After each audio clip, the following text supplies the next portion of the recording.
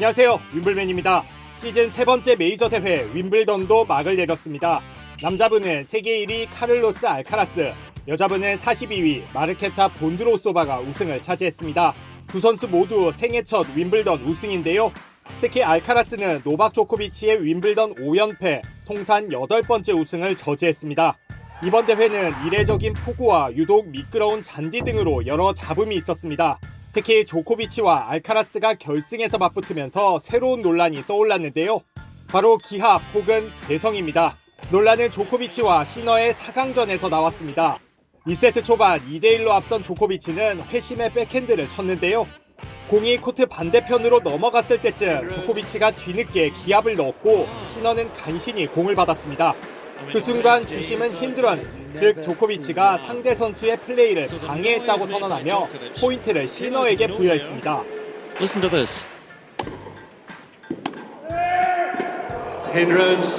Hindrance called by Richard. 조코비치는 바로 항의했지만 받아들여지지 않자 곧 수긍했는데요.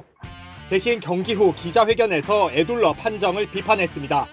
조코비치는 판정이 경기에는 영향을 미치지 않았지만 그 판정 이후 갑자기 긴장했었다고 밝혔습니다.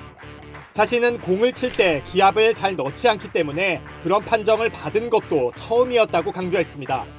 아무래도 경기장 지붕 탓에 에코가 심하게 울린 것 같다면서 어찌됐건 다시 집중해 경기를 잘 마무리했다고 덧붙였습니다. 상대 선수였던 시너는 조코비치의 기합이 길고 컸다는 주심의 판정이 있었지만 자신은 공에 집중하느라 제대로 듣지 못했다고 밝혔는데요. 그러면서 위너가 확실하다 싶을 때 그런 식의 기합을 넣는 선수들이 많다며 딱히 문제가 될 건 없었다고 말했습니다. 사태는 그렇게 일단락되는 듯 했는데요. 하지만 세계 9위 테일러 프리츠가 다시 불을 붙였습니다. 프리츠는 자신의 SNS에 몇몇 선수들이 중요 포인트 상황에서 이런 식으로 길게 혹은 뒤늦은 기합을 넣는다면서 심판들이 더욱 적극적으로 제재해야 한다고 쓴 겁니다. 논란을 차단하려는 듯 특정 예를 들기는 힘들고 특히 조코비치를 겨냥하는 것도 아니라고 강조했는데요.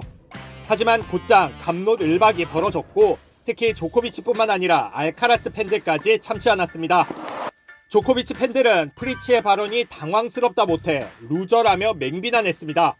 자격지심 드러내지 말고 일단 경기나 이기고 말하라거나 아예 무명 선수 취급하는 팬도 있었는데요.